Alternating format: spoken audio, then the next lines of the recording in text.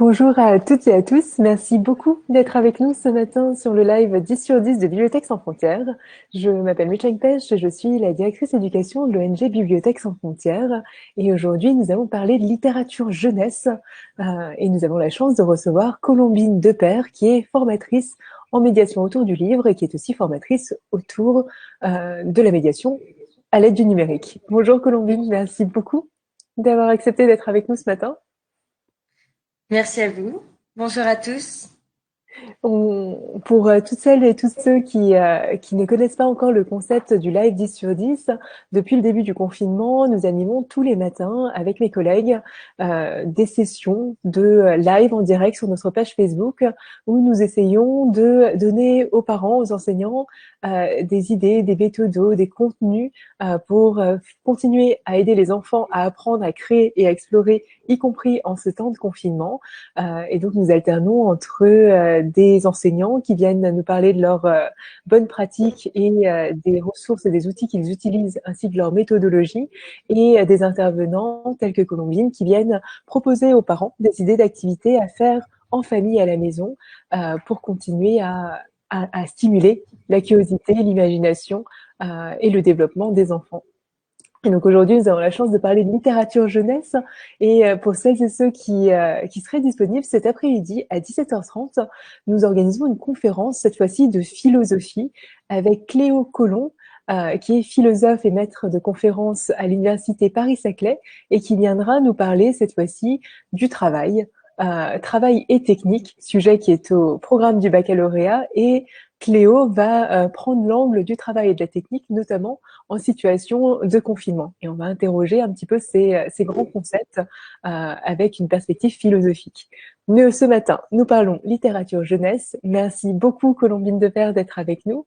Pour celles et ceux qui nous rejoignent, Colombine est formatrice en médiation autour du livre et en médiation numérique. Merci encore Colombine d'être avec nous. Je vous en prie. Aujourd'hui, ce matin, j'étais plutôt de bonne humeur puisque en préparant mon petit déjeuner, je me disais, bon, finalement, mon confinement est plutôt agréable parce que je pensais au confinement de l'auteur Gilles Bachelet qui a le chat le plus Ah, bête du monde et je l'imaginais dans sa maison, dans son appartement, avec ce chat très envahissant. Donc, vous voyez, couverture, le chat le plus bête du monde. Et je me disais que finalement, bon, je n'ai pas d'animaux de compagnie, mais de ne pas en avoir un aussi encombrant, ces temps-ci, c'est peut-être... voilà. Et c'est vrai que le quotidien de Gilles Bachelet doit être assez mouvementé. C'est un chat qui cache ses chaussons,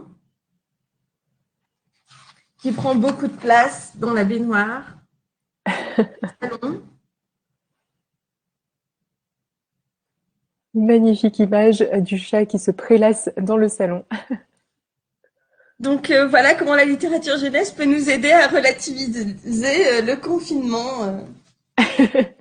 Merci beaucoup, Colombine. C'était d'ailleurs une de mes questions pour vous. En cette période de confinement, la vente de livres et notamment de livres numériques a beaucoup augmenté. Vous qui êtes une spécialiste de la médiation autour du livre, euh, qu'est-ce que la lecture peut nous apporter et notamment apporter aux enfants pour mieux vivre cette période de confinement et de fermeture des écoles?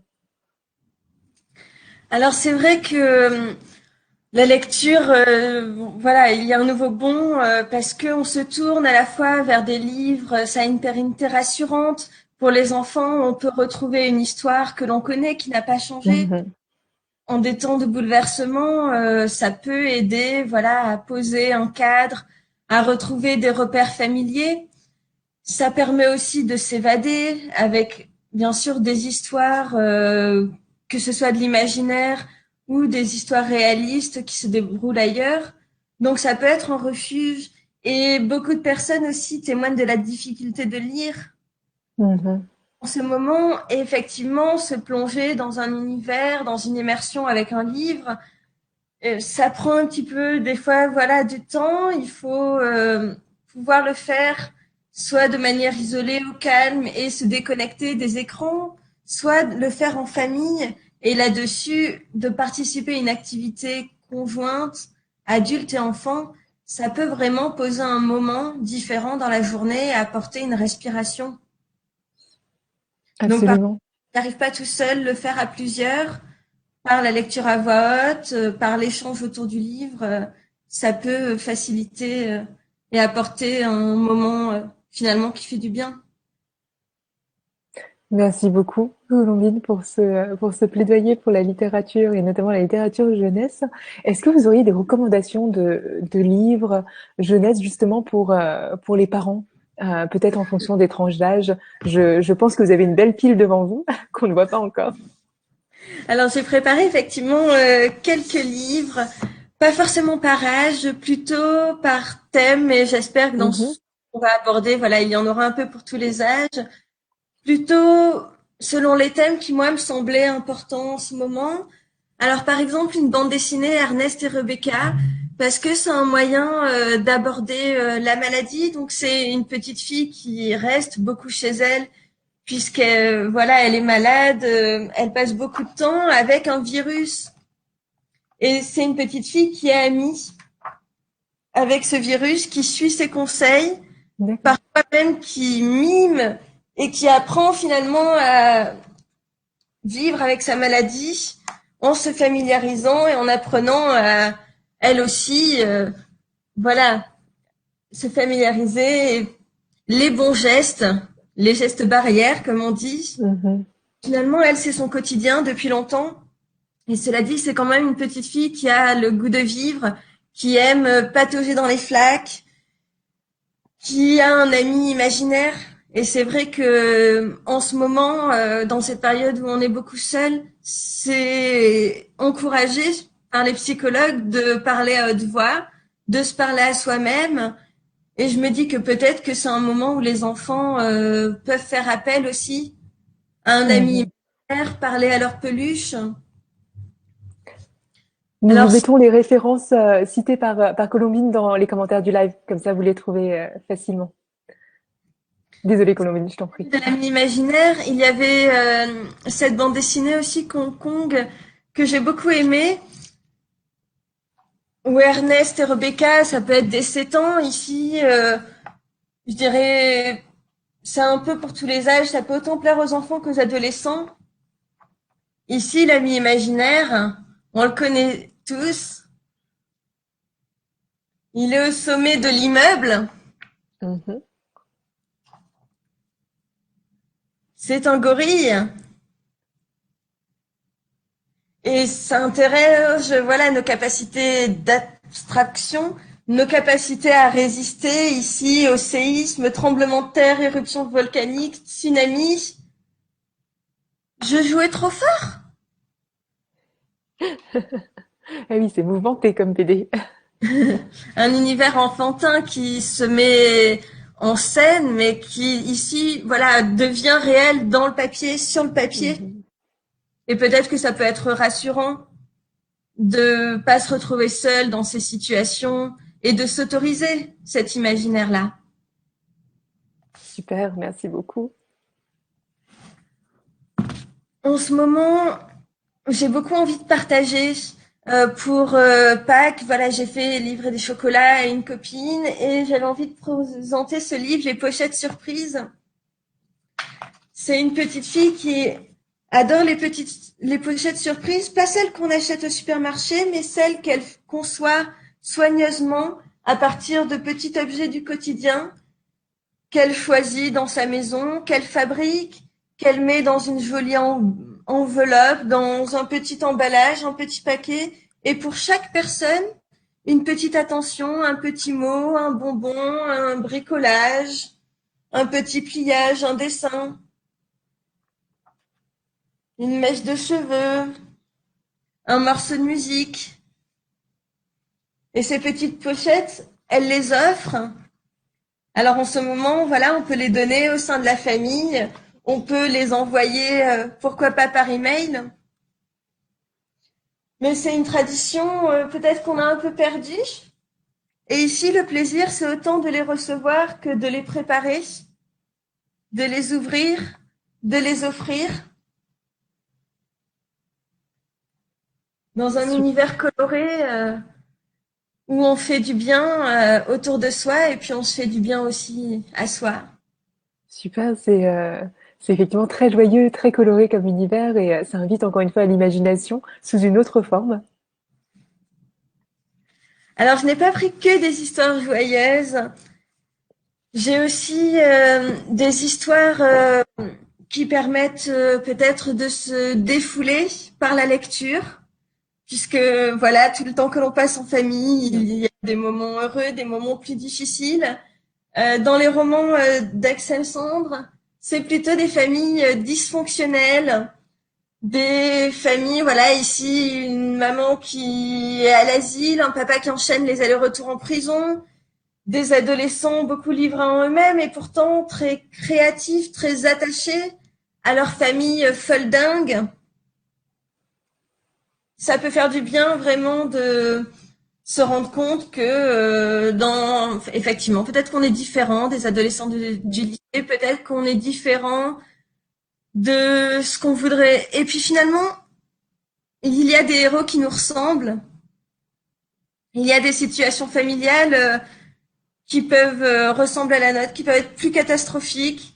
Et puis malgré tout, on arrive à trouver voilà des occupations, un amour dans la famille, Mmh.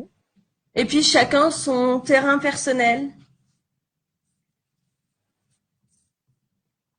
Super. J'ai envie aussi, voilà, qu'on s'intéresse à la lecture pour s'évader, pour imaginer soit soit des lieux voilà fantastiques, soit se projeter puisqu'on ne peut pas voyager, Mmh. se projeter, découvrir le monde et se rappeler que la pandémie, elle ne touche pas seulement sa ville, mais aussi le monde entier. Donc ici ailleurs, c'est plutôt un livre sur la comparaison entre le monde occidental Mmh. et l'ailleurs, De très belles une illustrations. façon de relativiser, de se rendre compte que finalement nos terreurs du quotidien, peut-être que ailleurs, c'est voilà, ça prend mots prennent un autre sens. Dans mon pays, la nuit est noire. Dans ton pays, les nuits sont blanches.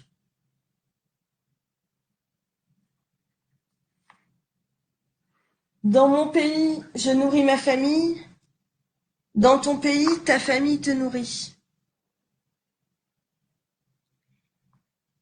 C'est un album très poétique, Mmh.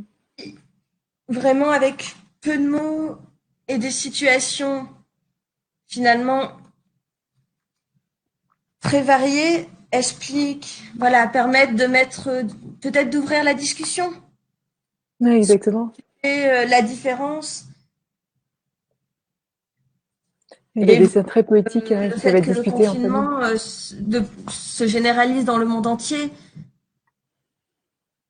Et il y a Mmh. des pays où peut-être que voilà les problèmes ne sont pas limités à ce que nous on rencontre aujourd'hui chez nous dans nos Ouais, interactions. ça permet effectivement de relativiser et puis de discuter en famille de sujets, assez graves finalement, mais avec un regard, des mots, d'enfants, de jeunes. Tout à fait. Et quand on est jeune, la privation des libertés peut être difficile. Mmh. Alors j'ai sélectionné alors ici encore une bande dessinée, Un gentil orque sauvage de Théo Grosjean. C'est une bande dessinée qui explique comment un orque gentil est pourchassé par des orques méchants et comment il va voyager à travers différents pays fantastiques, D'accord. créatures assez incroyables pour chercher sa place. Mmh. Donc on Ouais, le voit c'est ici qui chevauche un drôle de chien et qui voyage finalement pour retrouver le pays des orques, mais il n'y a pas de gentils orques sauvages. C'est une belle métaphore un bel exemple du voyage initiatique de l'adolescent, finalement. Alors, Super. première sélection, j'en ai d'autres avec aussi des livres pour les plus petits, pour répondre voilà aux attentes de tous les âges. Peut-être vous avez d'autres questions? Merci beaucoup Colombine, effectivement. Vous savez, on a reçu Céline Masse, la fondatrice de Love for Livres, qui est un site qui permet de trouver des livres selon l'émotion qu'on a envie de ressentir en lisant ce livre. Et elle nous disait, les clubs de lecture se sont beaucoup développés pendant cette période de confinement, alors en numérique et non pas en présentiel.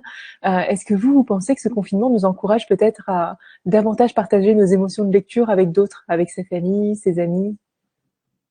Alors, effectivement, il y a une tendance sur les réseaux sociaux de partager ses lectures. Et en ce moment, on est poussé à le faire plus sur les écrans. On a besoin d'échanger. Et peut-être qu'on revient à des sujets qui nous permettent de prendre de la distance avec Mhm. l'actualité. Les conseils de lecture là-dessus sont le plus convaincants. Le bouche à oreille permet vraiment d'accompagner un livre. Et parler de ses émotions à travers la lecture, ça aide à construire un discours, Mhm. à mettre en mots son ressenti. Donc, on peut le faire par les clubs de lecture. Alors, ça peut être des clubs de lecture où on crée un compte, on est bien Mhm. identifié. Ça peut être des communautés comme Babelio, où l'on peut Ouais, critiquer les livres et puis lire aussi les critiques écrites par les autres ouais. pour choisir ses futures lectures, faire peut-être une pile voilà, de souhaits en attendant la réouverture des librairies. Il y a aussi Mhm. un engouement pour l'achat en ce moment de livres numériques et Ouais. pour la lecture numérique. Et c'est vrai que ces partages-là sont intéressants. Ils permettent de prendre du recul par rapport à sa lecture et puis surtout de se remettre à écrire Mhm. au clavier ou au crayon. Et l'on voit autant des personnes qui vont écrire des critiques de livres que des personnes qui vont écrire des fanfictions. Mhm. Ouais. Enfants, beaucoup de jeunes qui imaginent des histoires. Alors les fanfictions, ça va être dans l'univers d'un livre qu'ils ont aimé, soit pour imaginer la suite, soit pour imaginer Mhm. euh, ce qui s'est passé avant, une autre fin. Ça peut être aussi la création d'histoires de A à Z à partir d'une simple phrase. Il y a beaucoup de défis lecture qui se développent sur les réseaux sociaux. On peut aussi, à partir d'un simple mot, écrire un texte, un poème. Et je crois que cette volonté, cet engouement pour reprendre la plume, il gagne en force également depuis chez nous. Mhm. Effectivement, c'est aussi une façon de voyager, de se libérer, de s'exprimer, de vivre mieux peut-être ce temps de confinement en se concentrant sur des choses qu'on maîtrise et qu'on peut partager, même si Euh, et peut-être des habitudes d'ailleurs qu'on aura envie de garder une fois ce confinement terminé. Vous savez, Colombine, on a souvent des questions de parents qui nous disent mon enfant n'aime pas lire, comment est-ce que je peux l'aider à découvrir ce qu'il aime? Comment est-ce que je peux l'encourager à la lecture? Est-ce que vous avez des conseils à donner aux parents qui se posent cette question? Alors, déjà, c'est vrai que je dirais, il faut pas forcer la lecture. Mm. On est dans une société où l'on lit déjà beaucoup, que ce soit des articles, que ce soit des messages, des emails, Mhm. des textes. Donc la lecture est présente, même quand elle n'est pas dans le livre. Ouais. Bien sûr, quand on est parent, on a envie, il y a cette injonction, on veut que ses enfants lisent, et l'injonction de l'école est forte aussi là-dessus. Je dirais qu'il faut rester ouvert à tout type de lecture. Donc, je vous ai montré des bandes dessinées. Je sais que lundi, vous avez reçu quelqu'un qui a parlé un petit peu de manga. Euh, Absolument, oui. les adolescents sont très friands de manga et je dirais il faut pas couper, il faut pas se dire que ce n'est pas de la lecture. Il y a des histoires qui sont Mm. construites, qui peuvent apporter des univers. Ici, Bright Stories, une histoire où on se dirait que c'est sur le mariage dans une société mongole, quelque chose qui est très éloigné de nous, Mhm. euh, que les petites filles se marient dès 9 ans, et pourtant, ici, on a des héroïnes qui sont maîtres de leur destin, qui apprennent à vivre malgré les contraintes, qui font de la broderie et qui transmettent à leur peuple finalement tout un savoir-faire traditionnel. Mhm.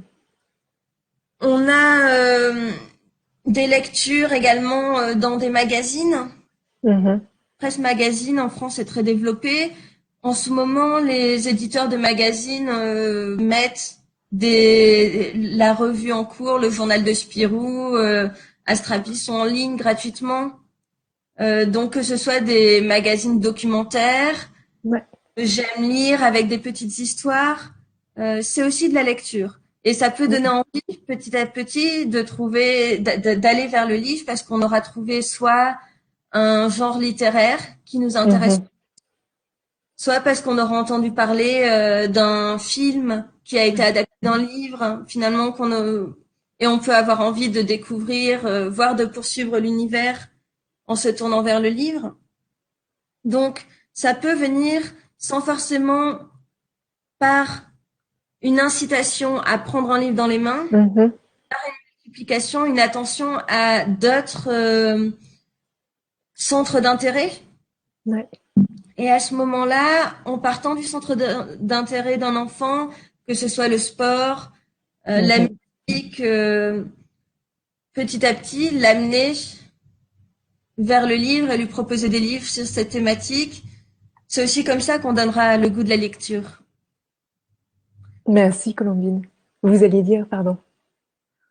En plus de parler des livres que l'on aime, comme vous le disiez, et cette transmission, le bouche à oreille, fonctionne très bien.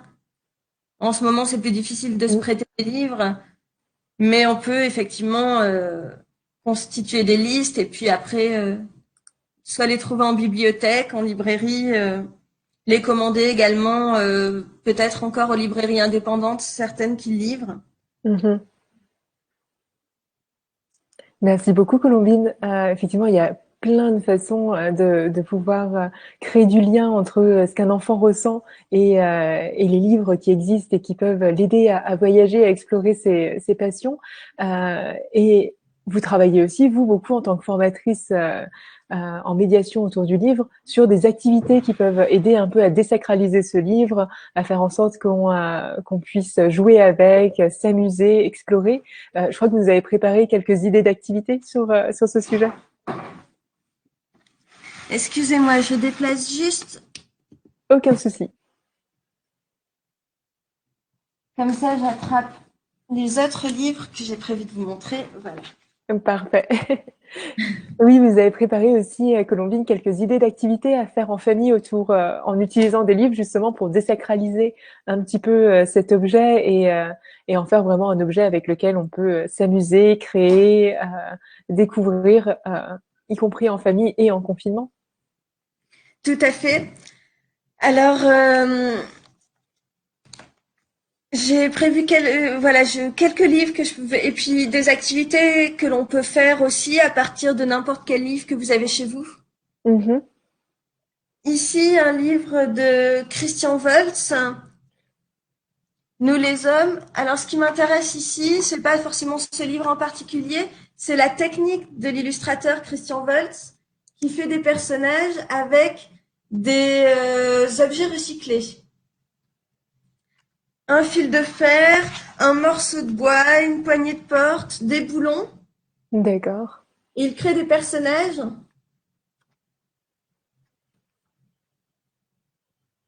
Ah oui, d'accord, génial. Donc ici, des histoires très rigolotes, mais surtout un livre qui donne envie de créer à notre tour à partir Effectivement. de tous les petits objets qu'on peut trouver dans la maison. Un personnage, un décor. Génial.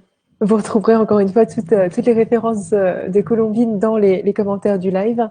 Et n'hésitez surtout pas à profiter de la présence de Colombine pour lui poser vos questions. sur la littérature jeunesse, toutes les activités qu'on peut faire autour du livre.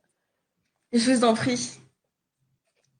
J'ai attrapé aussi un livre d'Hervé Tullet qui utilise, lui, le jaune, le bleu, le rouge dans la plupart de ses livres pour faire des variations graphiques, mais avant tout des histoires interactives où lorsque l'on rebouche les points, on tourne la page et on a un cercle complet, ou lorsque l'enfant secoue les livres, les points vont D'accord, plus haut, plus bas dans les pages. Et en ce moment, il propose sur sa page Facebook et sur sa chaîne YouTube une activité par jour à faire avec les formes primaires. Donc, dès la maternelle, des ronds, des triangles, et juste 3 couleurs. On super. peut créer un livre interactif, mais surtout un univers et puis une expérience parents et enfants partagée, où on n'est pas contraint à bien dessiner ici, Mhm. on exprime quelque chose, on est dans le geste créatif, c'est libérateur. Ouais. Ouais, c'est très beau avec De simplement trois construire une couleurs et narration, de construire des variations, et c'est aussi efficace que de de faire des exercices en continuité pédagogique qui sont importants ici. Là, c'est par le jeu, et pourtant ça fait écho voilà, à tous les traits de graphisme de maternelle. Mhm. C'est un livre qui plaît aussi aux enfants plus grands parce qu'on a de multiples propositions de jeux pour ici faire des boucles autour des points, se promener en dessinant. Mhm. Super, c'est très beau effectivement à partir de trois couleurs et une forme, on explore plein de possibilités, plein de perspectives créatives possibles. C'est très riche. Nous mettons bien sûr les liens toujours dans les commentaires. Pour celles et ceux qui nous rejoignent, n'hésitez surtout pas à poser vos questions. Et sur sa page Facebook, il poste également les réalisations que les enfants lui envoient Ah, régulièrement. super. Donc on peut voir que nous aussi, on est capable de créer un univers à tout âge. J'ai également un livre de Bernadette Gervais que j'aime bien, qui s'appelle Légumes. Donc une activité qu'on peut faire, pourquoi pas dans la cuisine. Bernadette Gervais, elle crée des images par le dessin, ici les pastels, mais également en photographie. D'accord. Oui, effectivement, on voit le même Un légume, mais sous artichaut, une différents formats. aubergine, et à chaque page, on a son dessin et la photographie, ici du brocoli, et on se demande dans ce livre immense, quelle image finalement est la plus proche du Mhm. réel entre ces photographies en noir et blanc et le rendu esthétique de son trait. Ouais, c'est Donc, vrai que c'est on assez peut stupéfiant. développer des défis de présenter une salade de fruits voilà, en créant un paysage avec les fruits, un bonhomme. On peut aussi, avec seulement un légume, inventer des mini-défis. Super, merci beaucoup Et un Coraline. imagier qui fonctionne comme ça, avec 2 images.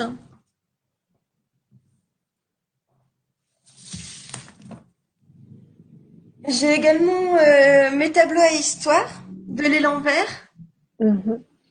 qui est une collection qui fonctionne à partir d'un tableau d'histoire de l'art. Un auteur invente une histoire d'une page. On parlait des activités d'écriture. Ici, c'est tout simplement utiliser une image, un tableau, comme point de départ D'accord. pour imaginer ce qu'il se passe, la vie d'un personnage. Et c'est vrai qu'on peut visiter les musées de manière virtuelle. Pourquoi pas après, si un tableau nous a marqué, inventer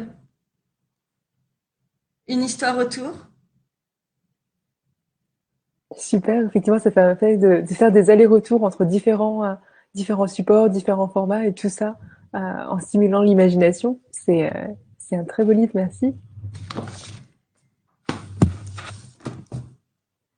J'ai également pris une bande dessinée sans texte, Anouki, D'accord, qui peut vraiment dès les tout petits. Il n'y a pas besoin de savoir lire le texte. Ici, on suit les images du doigt pour les comprendre.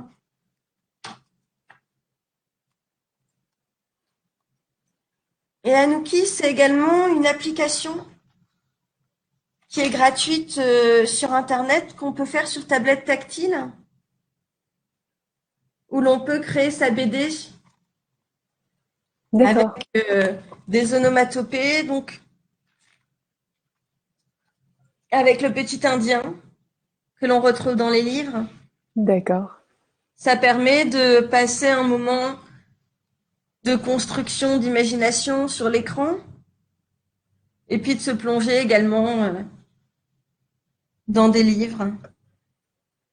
Super, effectivement, vous êtes formatrice à la fois en médiation numérique et à la fois en médiation autour du livre, donc il y a forcément des ponts à créer entre ces deux mondes, le papier et l'écran. Oui, j'aime créer voilà des ponts, proposer des activités qui permettent de passer d'une pratique Mhm, culturelle à une autre. Et on sait qu'aujourd'hui, on a envie de faire de multiples choses. Les enfants restent difficilement sur une activité ouais. très longtemps. Donc, de proposer un petit atelier peinture avec 3 couleurs d'herbe étulée, pourquoi pas avec les doigts, Mhm, avec un pinceau ou bien autrement. Et puis ensuite, un moment avec un livre et puis un moment sur une activité ludique sur la tablette.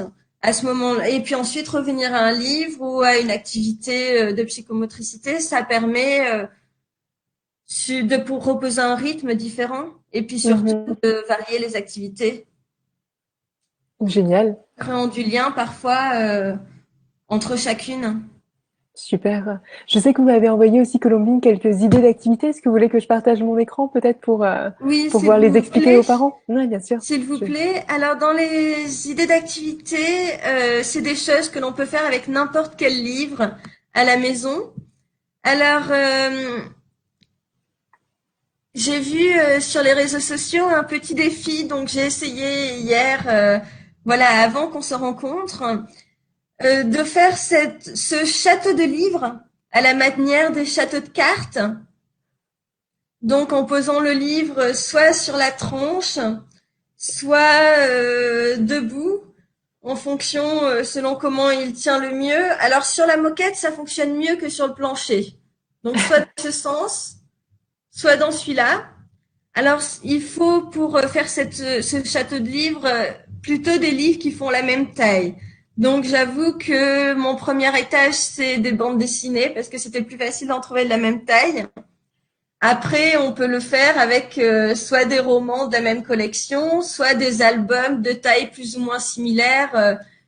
Quand le livre est dans ce sens, en variant l'écartement du livre, on peut varier la hauteur. Donc voilà une petite activité que j'ai trouvée assez sympathique à faire. Ici, c'est une activité de bookface. Le bookface, c'est tout simplement utiliser le livre et puis imiter la posture ou compléter l'image qu'il y a sur le livre. Donc, il faut un livre avec un personnage dessus. Bien sûr, je regarde, j'ai pas trop de mon côté prévu des livres comme ça. Mais voilà, ici, ça voudrait dire trouver une cape, trouver s'enrouler dans un grand drap pour prolonger l'image de Cap et de Croc. Et dans le PowerPoint ici que vous voyez partagé, on voit souvent des images où il y a un buste. Et à ce moment-là, on cherche un t-shirt qui a à peu près la même couleur on étudie si la personne est de face, de profil, ou est-ce qu'il a la main positionnée ou pas. Donc un petit jeu qu'on peut s'amuser à faire avec nos livres. C'est vrai que les bookface, j'aime bien pour partager sur les réseaux sociaux parce que ça permet de proposer des images sans poster la photo de l'enfant. Ici, le visage est caché derrière le livre. Donc, je l'utilise souvent en médiation avec un groupe d'enfants, voilà, dans les écoles, en bibliothèque, pour pouvoir ensuite proposer aux parents des photos à partager tout en préservant l'anonymat. Onomatopée en réalité, c'est une activité qui a été réalisée dans une école. Ici, il s'agit de découper une bulle de bande dessinée, de découper un mot et puis de mimer une situation. Donc, sur les 3 images que vous voyez, il y a un splash, un burk et puis certains qui conduisent une voiture, un vroom vroom. Donc, quand on a des enfants de différents âges, les onomatopées, c'est vrai que c'est très expressif. Il n'y a pas besoin de savoir lire. C'est fédérateur, quel que soit l'âge, parce que c'est des mots qui font rire. Et puis, ça peut être créatif à la manière d'un atelier mime, avec un bzzz, un boom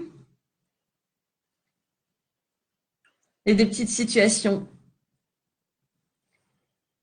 Ces dernières images, alors celles-ci ne sont pas à propos de la littérature jeunesse, puisque c'est un challenge qui est en ce moment proposé par des musées, d'imiter un tableau avec des objets de la maison, avec en se déguisant à la manière d'eux. Mais c'est un challenge qu'on peut réaliser également avec la littérature jeunesse. Donc, je me suis amusée dans les livres à chercher des situations qui se déroulaient en intérieur, qui étaient plus faciles à mimer. Donc, par exemple, une farce d'Audrey Poussier où les peluches se cachent sous la couette en laissant dépasser un certain nombre d'éléments. Donc, pour imiter une illustration de livre jeunesse. Et je pense que c'est un défi où on s'amuse beaucoup.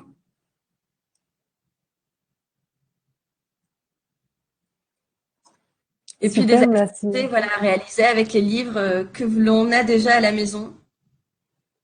Merci énormément, Colombine. C'est effectivement, c'est en ce temps de confinement, c'est pas toujours simple de se procurer des livres, même si le numérique aide justement un petit peu à continuer à découvrir et donc pouvoir utiliser des livres qu'on a à la maison pour jouer avec les enfants, fabriquer des choses, réfléchir, imaginer, c'est une excellente idée. Merci. Et j'ai partagé également une liste de liens, Oui, je justement repartage mon écran. face à la difficulté de se procurer des livres, qui permet à la fois de trouver des livres numériques, mais également de trouver des histoires à écouter. Et c'est vrai que comme les enfants passent beaucoup de temps devant l'écran en ce moment, privilégier le podcast, l'histoire à écouter, moi ça me fait plaisir en fermant les yeux ou en éteignant l'écran. Également un certain nombre de liens où les éditeurs partagent en ce moment des livres, soit sous forme de PDF où l'on tourne la page sur l'écran, soit sous forme de dessins animés, notamment la petite émission Yetili faite par France Télévisions, l'école des loisirs qui propose sur sa chaîne YouTube des albums filmés, donc un dessin animé inspiré de la littérature jeunesse. Ici, moi, c'est un DVD que j'ai, mais en ce moment, voilà, ils sont gratuits sur Internet. Donc se plonger dans des histoires, que ce soit par de courts dessins animés, par la lecture vraiment. Donc une liste de liens que je vous incite à explorer. Et également un certain nombre de ressources numériques autour de la littérature jeunesse pour jouer avec des histoires, pour jouer avec des personnages du livre pour enfants. Super, merci énormément Colombine. Je vais poster le lien que vous m'avez envoyé dans les commentaires du live, comme ça les personnes qui nous regardent pourront retrouver toutes ces références. Nous avons reçu quelques questions des personnes qui nous écoutent et qui nous regardent, Colombine. Si vous voulez bien, je vais vous les poser. Bien sûr. Alors, nous avons une première question qui vous demande, est-ce que les éditeurs ou les auteurs appliquent les mêmes normes pour dire à quel public, à quelle classe d'âge un livre est destiné? Alors, souvent, les éditeurs indiquent derrière un livre voilà, une indication d'âge. Moi, je préfère faire confiance aux enfants. C'est un repère et c'est vrai que pour choisir un livre, ça permet de se diriger, c'est une indication. Cela dit, l'âge du héros souvent guide les enfants pour choisir un livre et ça, voilà, peut être un bon repère.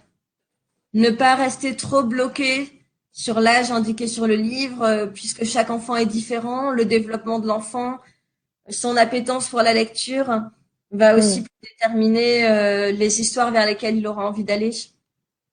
Et puis, on peut, quel que soit son âge, avoir envie de se replonger dans un livre qui nous avait ému enfant. Absolument, absolument. Colombine, tout à l'heure, vous nous parliez d'Anouki, l'application qui permet de créer des BD avec des onomatopées.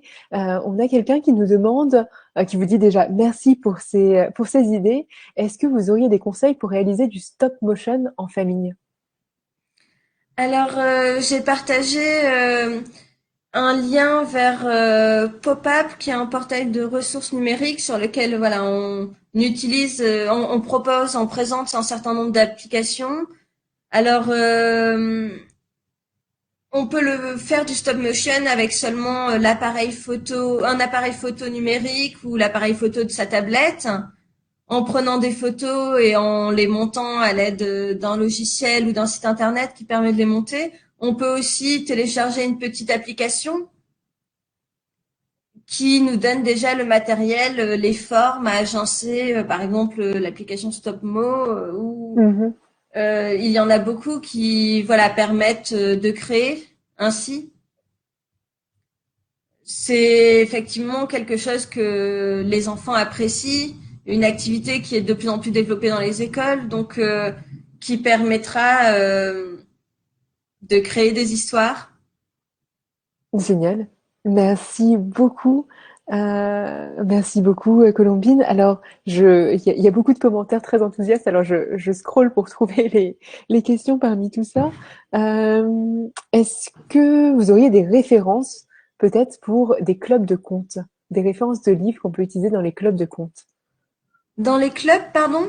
De contes, Conte. Alors, Euh, j'ai effectivement pas forcément la montrée de livres de conteurs, mais j'aime beaucoup les livres de contes, alors que ce soit des contes traditionnels du monde entier ou des albums jeunesse qui sont écrits par des conteurs, parce que ça apporte une oralité différente, ça apporte un niveau de discours souvent plus chantant, des codes narratifs qui aide aussi voilà, à poser le schéma narratif d'une histoire, un certain nombre d'oralités qui sont importantes dans l'écoute des histoires.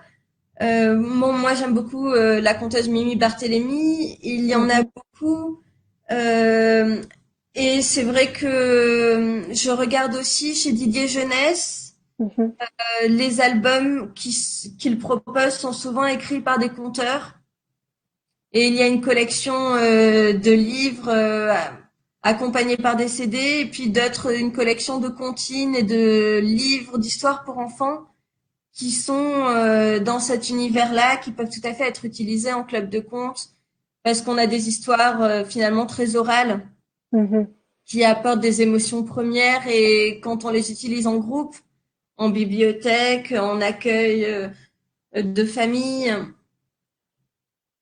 tout de suite, elles vont faire beaucoup rire. Et Didier Jeunesse a également une chaîne YouTube où on peut retrouver un certain nombre de comptines, Mhm. de contes. Super, merci Colombine. Ouvrir une partie de ce catalogue-là. Merci beaucoup Colombine. J'espère que ça répond à votre question, Lou. Effectivement, on avait eu aussi un très bon conseil d'une intervenante précédente qui nous avait dit, vous pouvez aussi proposer à vos enfants de vous raconter l'histoire plutôt que de la leur raconter, de prendre un livre et de vous le lire ou de vous le raconter. Et effectivement, avec les contes, ça s'y prête particulièrement bien, peut-être parce que les histoires sont peut-être plus familières ou en tout cas plus facile à retenir et ça peut être une autre façon de placer l'enfant dans une situation où c'est lui qui maîtrise l'activité. Alors les enfants s'emparent très vite effectivement des livres pour travailler cette élaboration du discours. Et à Mm. l'âge où ils apprennent à parler, c'est important d'avoir un objet familier qui sert de levier. Bien sûr, ils vont pas lire les mots et pourtant ils vont raconter quelque chose. Mhm. Et à ce moment-là, c'est très important de les écouter, de pas les reprendre et les corriger à chaque fois. Avant tout, de les encourager. Parfois, on peut faire de l'accompagnement vraiment au déchiffrage et à l'apprentissage de la lecture en s'appuyant sur un livre pour lire mot à mot. Mais les écouter, ça va aussi nous permettre de découvrir ce qui les a touchés dans cette histoire-là, Mm. de les entendre parler peut-être plus du décor que de ce qui se passe dans l'histoire et ils vont révéler un certain nombre d'éléments qui se passent dans le livre et que, en tant qu'adulte, auquel on n'aura pas prêté attention. Et à ce titre-là, dans les livres de Benjamin Shaw, par exemple, il y a 1000 scénettes qui se passent en arrière-plan Ouais. de l'histoire principale. Donc, à partir d'une image, les enfants peuvent tout à fait proposer une version très différente de l'album et voilà, les amener à s'exprimer, les laisser s'exprimer à partir du livre. C'est un bel outil pour ça. Merci beaucoup, Colombine. Pour continuer sur le thème du conte, on a une réponse de Mélissande à Lou qui dit ce n'est pas un club de contes, mais le site de la BNF, il était une fois, les contes de fées est une mine d'or. Donc pareil, en période de confinement, ça peut aussi être une bonne référence. Effectivement, et la Bibliothèque nationale de France a un certain nombre d'expositions en ligne Ouais. qui permettent, là ils viennent de créer un grand site internet dédié à la fantaisie, mais il y a également des sites dédiés aux expositions autour du livre pour enfants. Ça peut être aussi la visite d'une exposition virtuelle et puis trouver des références grâce au conseil des bibliothèques. Super, merci Colombine. Peut-être une dernière question de Florida qui vous demande, dans la continuité de mon travail, en tant qu'animatrice d'atelier lecture en ces temps de confinement, ai-je le droit de me filmer en train de lire à voix haute des albums? La caméra serait braquée sur les pages de l'album et l'envoyer sur ma page Facebook ou Instagram. Ou est-ce contre le droit de propriété intellectuelle? Alors, une question assez technique pour vous. Alors c'est une question importante puisque il y a beaucoup de vidéos autour de livres, que ce soit des parents, des bibliothécaires qui lisent des histoires, des enseignants. C'est important quand on lit un livre à l'écran du début à la fin de demander aux éditeurs l'autorisation. Et les éditeurs, eux, se chargent de demander aux auteurs ou alors disposent des droits pour vous répondre directement. En général, les Mhm. éditeurs sont assez enclins et répondent de manière positive, mais c'est important de le leur demander parce que la présentation d'une histoire à l'écran et leur lecture à voix haute est soumise effectivement à une réglementation du droit de Mhm. et du droit de la propriété intellectuelle. Donc, il faut faire cette demande. C'est pour ça que si on veut raconter des histoires sans passer par l'autorisation, on peut raconter des contes du Ouais. patrimoine culturel et à ce moment-là, inventer ces images avec des marionnettes, raconter une histoire à partir de dessins d'enfants. Mhm. Si on veut vraiment voilà travailler dans la médiation littéraire, moi ce que je fais plus facilement, c'est de partager des vidéos réalisées par des Ouais. bibliothécaires, par des libraires, par des auteurs eux-mêmes, Mhm. qui sont voilà des professionnels du milieu des livres et qui, lorsqu'ils réalisent une vidéo, ont demandé l'autorisation. Et puis aussi parce que ils ont souvent des intonations de lecture, de mise en voix qui apportent quelque chose à l'histoire. Donc, je préfère partager les vidéos existantes que créer mes propres vidéos. Mais si vous souhaitez le faire, sur le site internet de l'éditeur ou sur le réseau Mhm. social de l'éditeur, vous pouvez lui poser la question et il répondra. Oui, en cette période de confinement, je pense qu'il y a beaucoup d'éditeurs effectivement qui ont ouvert la possibilité de le faire, beaucoup d'auteurs qui s'y sont attelés eux-mêmes, donc n'hésitez surtout pas à les contacter. Voilà, et puis de tout temps, ils répondent à ce genre de sollicitations et ils savent quels auteurs autorisent, lesquels n'autorisent pas. Donc voilà, c'est important de leur poser la question. Merci énormément en tout cas Colombine de nous avoir fait découvrir toutes ces références aujourd'hui. C'était extrêmement riche et plein de rêves, plein de belles possibilités pour s'occuper en ce temps de confinement. Est-ce que avant que nous nous quittions, est-ce que vous auriez un mot de la fin peut-être pour les parents, les enseignants, les enfants qui nous regardent? Je voudrais rappeler que le livre peut apporter des choses à tous et que quel que soit notre âge, donc effectivement, on peut être adulte, s'intéresser à la littérature de jeunesse comme moi. Hmm.